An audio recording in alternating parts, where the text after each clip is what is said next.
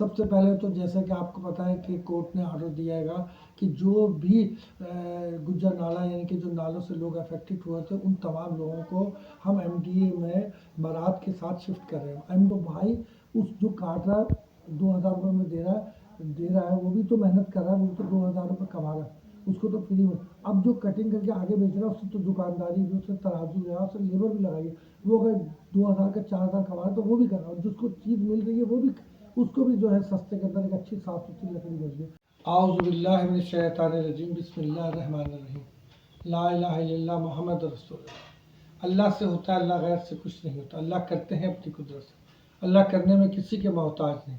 نبی کریم صلی اللہ علیہ وسلم کی سنتوں پر عمل کرنے سے دنیا اور آخرت میں کامیابی، اس کے علاوہ ہر کام دنیا اور آخرت میں ناکامی کا سبب۔ میرے پیارے دوستو، یہ وہ بات ہے جو ہمیں ہر صورت کے اندر اپنے دل اور دماغ میں بٹھا کے رکھنی ہے۔ جیسا کہ ہم جانتے ہیں کہ دنیا 3 حصے پانی اور 1 حصہ خشکی۔ بزرگ فرماتے ہیں کہ پوری دنیا کا پانی جو ہے وہ سیاہی بن جائے اور پوری دنیا کے درخت جو ہے وہ قلم بن جائے تو ہم اللہ تعالیٰ کی تعریف بیان نہیں کر سکتے۔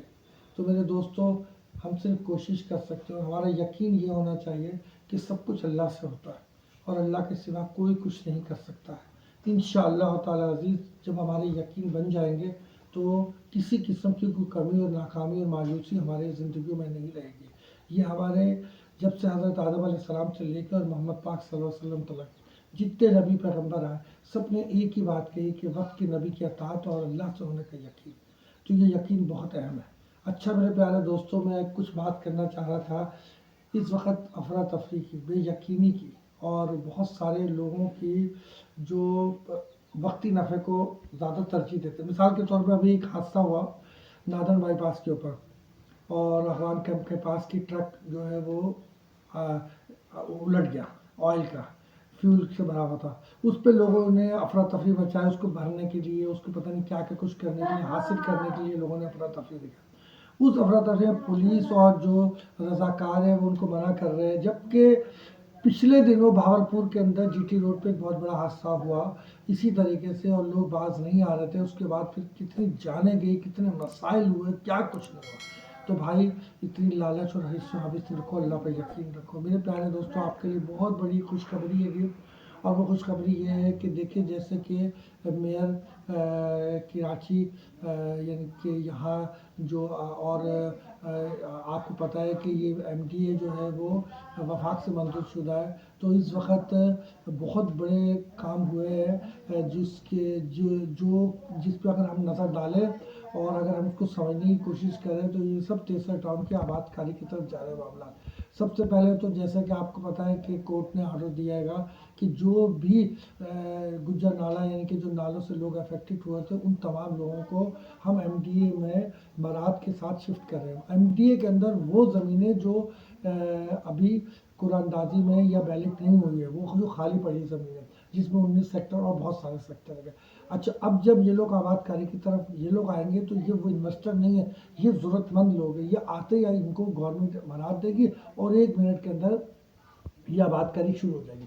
ایک بات تو یہ ہوگی۔ دوسری جو سب سے اہم بات ہے وہ یہ ہے کہ ابھی 2 دن 3 دن پہلے کی بات ہے، جو کہ ابھی بھی اس کے ایفیکٹس نظر آ رہے ہیں، معاملات جو ہے میڈیا میں مختلف جگہ سے کہ جی تھوڑے بہت مسائل میں تو اس کو خالی، یہ ہماری آنکھوں دیکھی بات ہے کہ لوگ یہ کہہ رہے ہیں وہاں جی بہت سارے لوگ مر گئے ہیں اور بہت جانیں ضائع ہوئی اور وہ دیکھیں، میں تو یہ کہتا ہوں کہ جھوٹے ہونے کے لیے یہ جو حدیث ہے کہ کافی ہے کہ انسان سنی سنائی بات کو آگے کر دے۔ تو بھائی میں نے تو ایسی بات سنی بہت مگر دیکھی ہے، اس کے لیے میں نے کوئی بھی ایسی چیز میرے سامنے ڈائریکٹ نہیں آئی کہ جی کوئی جانی نقصان ہو گیا یا کوئی مر گیا یا کچھ، ہاں لائٹوں میں زخمی تو ہوں گے، اس لیے کہ جب آپ کو پتہ ہے کہ حکومتی معاملات ہیں اور وہ لوگ اپنے ایک مقصد کے لیے آئے ہیں، جو اصل الاٹیز ہیں، جو اصل مالکان ہیں، ان لوگوں کو زمین دلانے کے لیے آئے ہیں، تو وہ اس سلسلے میں اگر آپ کھڑے ہو جائیں گے، آگے پتھر ماریں گے یا آگے ڈنڈے کریں گے یا مقابلہ کریں گے تو گورنمنٹ تو بھی گورنمنٹ ہے گی، تو گورنمنٹ کے ساتھ مقابلہ کرنا تو غلط ہے گا۔ حکومت وقت کے ساتھ آپ کیسے مقابلہ کر سکتے ہیں؟ یہ تو آپ بغاوت کی طرف ہے۔ تو ایسی صورت میں اگر کچھ نقصانات ہوئے تو وہ ہماری اپنے کرنے کی وجہ سے اور کسی وجہ سے نہیں ہوئے۔ تو الحمدللہ کہنے کا مقصد ہے یہ جتنے بھی کام ہو رہے ہیں یہ آباد کاری کی طرف ہو رہے ہیں۔ جو میں بات کہتا ہوں کہ بھائی اللہ کے واسطے آباد کاری کی طرف آؤ، آباد کاری کی طرف آؤ. اور لوگ بہرحال ایسے بھی لوگ ہیں جنہوں نے 400 پلاٹ لیے ہوئے مگر ان کو شوق ہی نہیں ہے کہ وہ کوئی پلاٹ کے اوپر پلنٹ لے کے فزیکل پوزیشن لے کے اور بجلی سے متعلق یا کسی بھی چیز سے متعلق کوئی آگے بڑھے.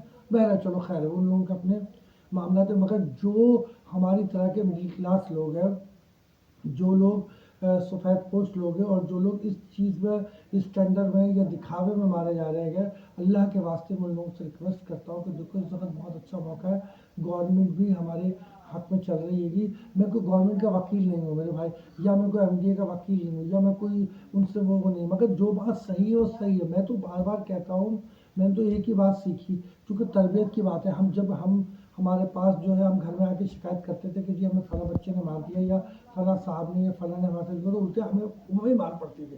چونکہ سب سے پہلے یہ ہمیں سکھایا گیا ہے کہ تم صحیح ہو تو ساری دنیا صحیح ہے، تم غلط ہو ساری دنیا غلط ہے.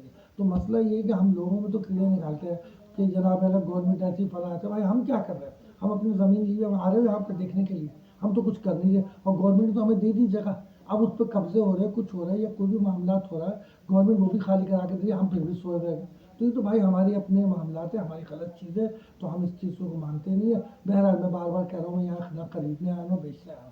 میں تو صرف آباد کاری سے متعلق میری ایک سوچ ہے گی اور اللہ نے مجھے موقع دے دیا، میں یہاں بیٹھا ہوا ہوں. اور گزارش کرتا ہوں آپ سب لوگوں سے کہ اللہ کے واسطے تیسرے کو آباد کاری کی طرف لے کر آؤ، آباد کاری کی طرف لے کر آؤ. جن کے پلاٹس ہے، زیادہ پلاٹ ہیں، ان کے پاس گنجائش زیادہ ہے، اور تو وہ کم سے کم ایسے فارم ہاؤس کے طور پہ بچوں کی تفریح کے لیے ایک جگہ محفوظ بنا لے. ایک آدھ چوکیدار رکھ لے، کوئی فیملی کا غریب آدمی ہو اس کو ایک کمرہ بنا کے دے دے. اس سے یہ ہوگا کہ میرے پیارے بھائی کسی نہ کسی بہانے سے آباد کاری کی طرف ہم لوگ آ جائیں گے. جب چیزیں آباد ہونا شروع ہے، لوگ انسان آئیں گے تو ضروریات بھی پوری ہوگی انشاءاللہ تعالیٰ. بار بار میں کہتا ہوں تیسرا ٹاؤن نے سب کو بہت کچھ دیا، تیسرا ٹاؤن نے سب کو بہت کچھ دیا. تیسرا ٹاؤن زندہ باد، تیسرا ٹاؤن زندہ باد. آج بھی تیسرا ٹاؤن سے یہاں سردی کا میری آنکھوں میں دیکھی ہوئی بات ہے کہ سردی کے اندر لکڑی ایندھن زیادہ استعمال ہوتا ہے. تو میں دیکھ رہا ہوں کہ یہاں سے ہر کوئی آدھے گھنٹے بعد یا 1 گھنٹے بعد یا 2 گھنٹے بعد مجھے جو ہے کم سے کم 4-6 گاڑیاں نظر آتی ہیں یہاں سے لکڑی کی بھری ہوئی. میں پوچھتا ہوں اس کی کیا مالیت؟ تو بولتے ہیں یہ 2 سے 2,500 روپے ہول سیل والوں کو دیں گے، پھر ہول سیل والے اس کو کچھ 4-4.5 ہزار روپے بیچے گا. تو بھائی اس جو کاٹ رہا ہے 2,000 روپے میں دے رہا ہے وہ بھی تو محنت کر رہا ہے، وہ بھی تو 2,000 روپے کما رہا ہے، اس کو تو فری میں. اب جو کٹنگ کر کے آگے بیچ رہا ہے اس سے تو دکانداری بھی، اس سے ترازو بھی ہے، اس سے لیبر بھی لگائی ہے. وہ اگر 2,000 کا 4,000 کما رہا ہے تو وہ بھی کر رہا ہے، اور جس کو چیز مل رہی ہے وہ بھی اس کو بھی جو ہے سستے کے اندر ایک اچھی صاف ستھری لکڑی مل رہی ہے.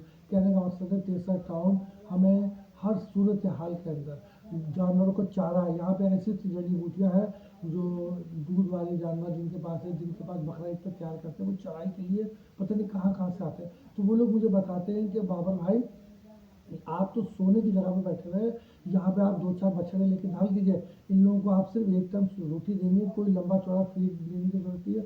یہاں پہ آپ صرف روٹی دیں گے اور سارا دن جو چلیں گے نا، ایسی VIP یہاں پہ جڑی بوٹیاں جو جانور کو چوڑا اور مضبوط کرتی ہے. چرائی والا جانور بڑا، اور یہاں پہ جو لوگ چرائی کر رہے ہیں ان کو بھی 1,000-500 روپے تو بیچارے پورے دن آپ کے لیے یہ کام کریں گے اور مہینوں کام کریں گے، اور مہینے میں آپ 1,000-2,000 روپے دو، یہ آپ کے جانور کی دیکھ بھال کریں گے. روٹی پانی آپ کی الگ ہوگی، جو آپ نے کھلانا ہوگا، باقی دن کی چرائی ان کی ذمہ داری ہے. تو بہرحال کہنے کا مقصد ہے تیسرا ٹاؤن ہر صورت میں ہمارے ساتھ کھڑا ہے. تیسرا ٹاؤن زندہ باد، تیسرا ٹاؤن زندہ باد. تیسرا ٹاؤن ہمارے لیے انعام ہے، اللہ کا تحفہ ہے. تو تیسرا ٹاؤن کو سمجھے کیلکولیٹ کر لے، کیلکولیشن میں لے آئیے. اس کے علاوہ کہیں کوئی جگہ نہیں ہے جو ہمیں تحفظات اور محفوظ انداز سے ہماری پراپرٹی یا ہماری جو انویسٹمنٹ ہے اس کے جو ہے حفاظت کر سکے. تیسرا ٹاؤن زندہ باد.